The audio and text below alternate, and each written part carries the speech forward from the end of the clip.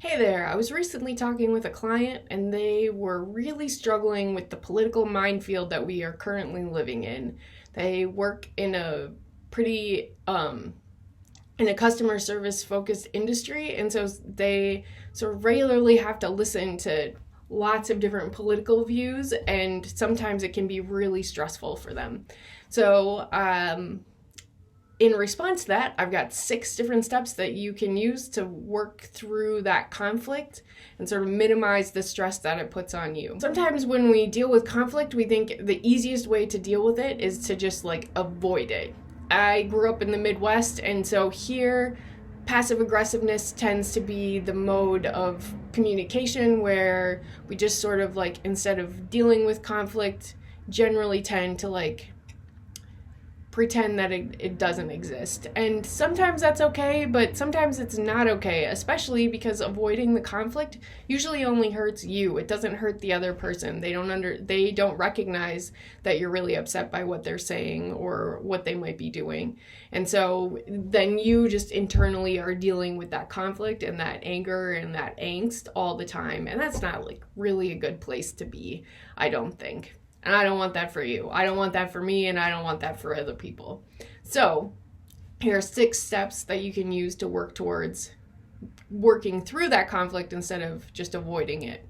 The last thing is that working through conflict at the very beginning can be really challenging, especially if it's something you haven't done before or done much of before. But I promise you, the more that you do this, the easier it gets. At the bottom, there's also a link for a free download with all this information that you can have as a guide on your desktop, or you can print it out so that as you're working through the conflict, you can remind yourself what these steps are. But eventually it'll just become habit and become second nature to you, which is a really good thing.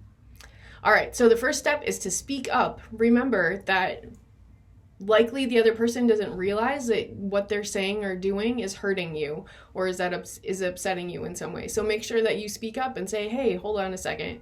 I'm not okay with what you just said here. And also remember that the people around you are likely, especially if you're in a customer service setting and maybe you're in a room full of customers and one person is just really mouthing off, everyone around you is looking for you to be the one to step up and say, hey, that's enough.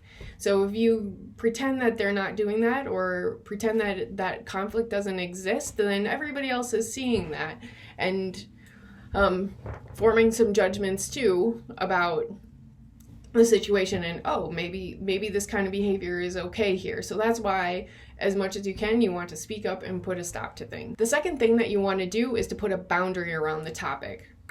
So you want to just talk about the specific instance in front of you. So sometimes if you're dealing with a customer or client who you're just dealing with for the first time or maybe a second time, that's a little bit different. Then maybe you also have a colleague who's been sort of spewing their political views at you for a long time, and it really bothers you because you think the exact opposite way, but they don't know that. And so in that case, if it's been going on for a long time, in either situation, you want to put a boundary around what you're going to be talking about. So you're not talking about a conflict that happened last week or last month or for the last year or the last 5 years, because no one can really do anything about what happened in the past, right? But you can talk about the most current instance, and that's a way to really focus on this is what happened and this is how we're going to move forward in the future. The third step in working through conflict is describing what needs to change. So being really specific about it. Sometimes you might have to, especially if if your conflict is with somebody that you have known for a while, it might take you more than just 30 seconds to figure out what needs to change.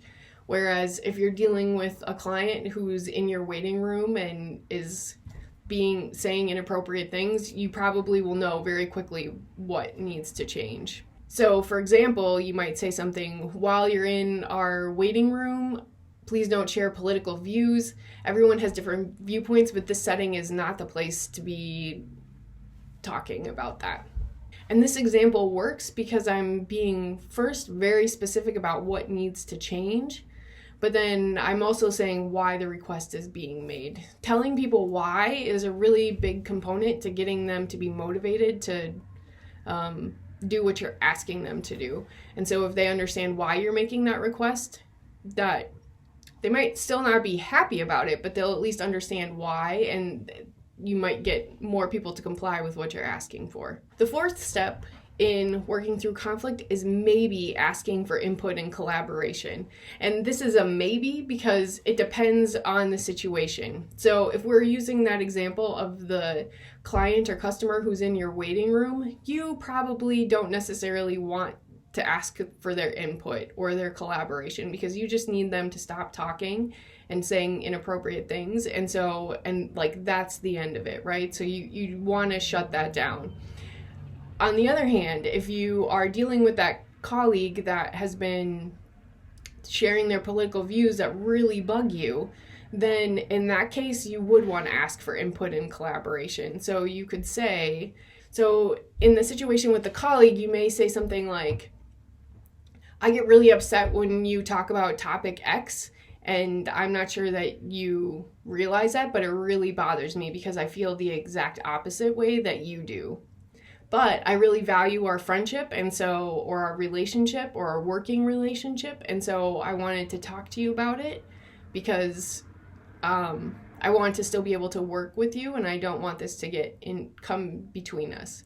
So can you think of a way that we can avoid this topic in the future? Here I'm being really specific about what I want to change. I'm saying why I want it to change because I value the other person.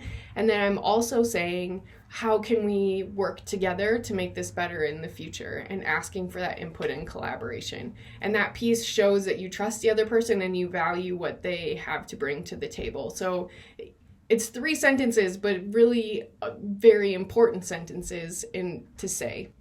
The 5th step in dealing and working through conflict is recapping the conversation. So after you have talked, especially to that colleague that you have known for a long time, then you want to say, I'm hearing you say that from now on we're just going to avoid this topic altogether, or that you're going to talk to this other colleague that we know really loves to talk about politics like you do.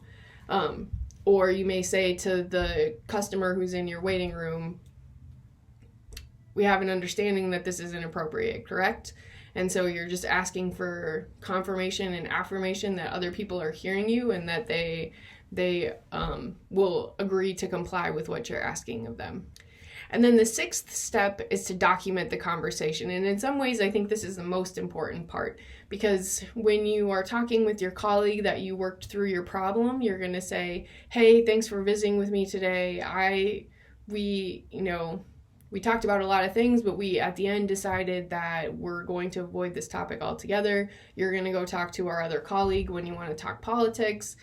Thank you for working through this conflict with me.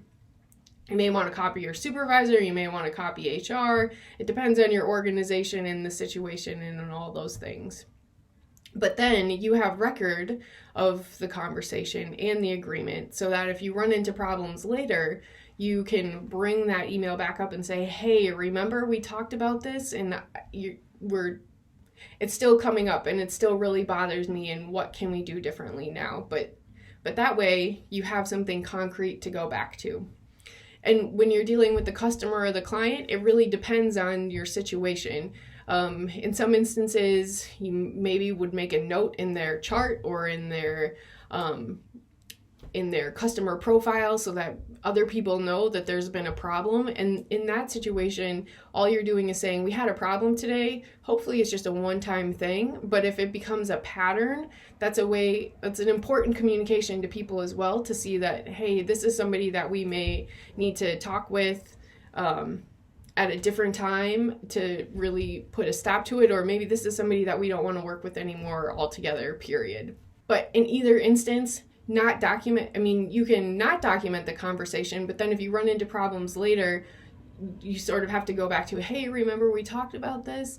But when you have something concrete and tangible, that's a lot easier conversation to have, and it starts to build a case that there is a longer standing problem than just this one time. The bottom line here is that change is hard and it's going to be difficult for people to change their behavior sometimes. But that doesn't mean that you shouldn't say something. You should absolutely say something. And you just have to be prepared to be persistent and patient and fierce in saying that, hey, I don't like this anymore. It's not okay. Here's where my boundary is. And I want this to stop. And I'm going to keep reminding you that this is going to stop. Because you're worth it. Your feelings and your emotions are totally worth it. So, if this is helpful for you, click on the link below. You can download all of this content in, I think it's maybe a 12-page document that you can use as a resource for you. We also have a mastermind community built specifically for people who are aspiring managers, people who are new to management, and also people who have been leading and managing people for a while but are just lonely and need other professionals to talk with. This community meets twice a month and it's pretty awesome. We'd love for you to join if you are interested. There's also more information below. All right, keep rocking, and I look forward to connecting with you soon.